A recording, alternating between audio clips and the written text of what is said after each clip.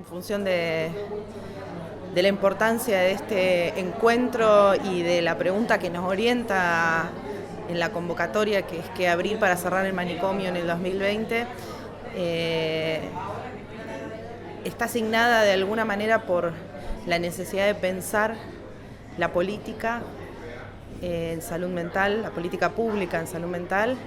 y de algún modo abrir el juego al campo no solo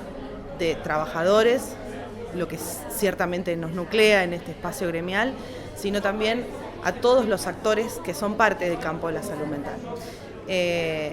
Y la pregunta, decía, nos orienta en el sentido de pensar la política pública,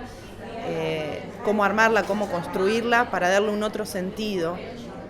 una otra lógica al modelo existente en salud mental que está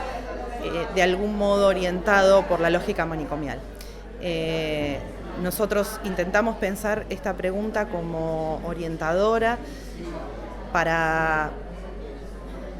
de alguna manera generar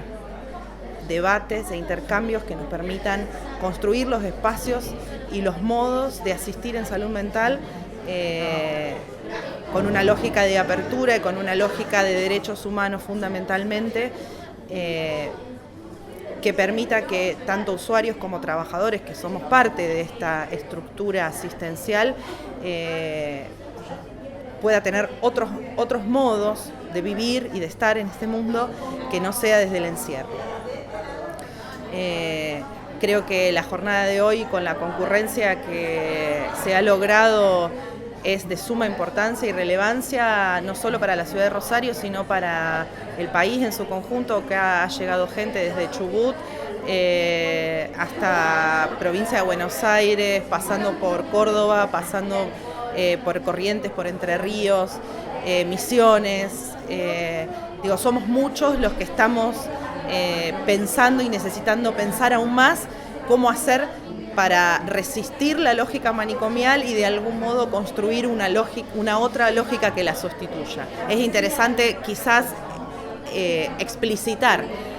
que cuando hablamos de cerrar desde lo público, como trabajadores de lo público, de ninguna manera hablamos de achicar el Estado. Ciertamente todo lo contrario, hablamos de abrir el esquema público para que sea efectivamente universal y de acceso a toda la población que lo requiera.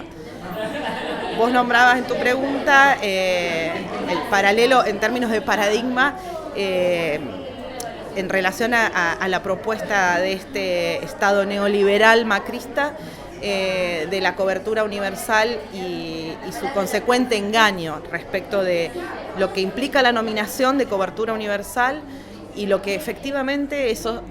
tiene que ver a la hora de el aspecto asistencial, en relación al asistencial. Es lo mínimo,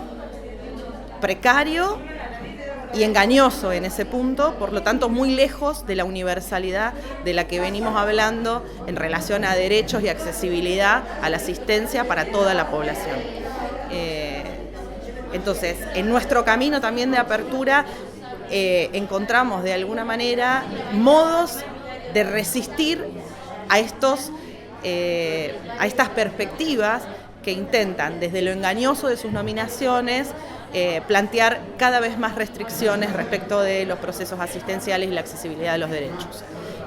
y de la condición de la universalidad de esa accesibilidad.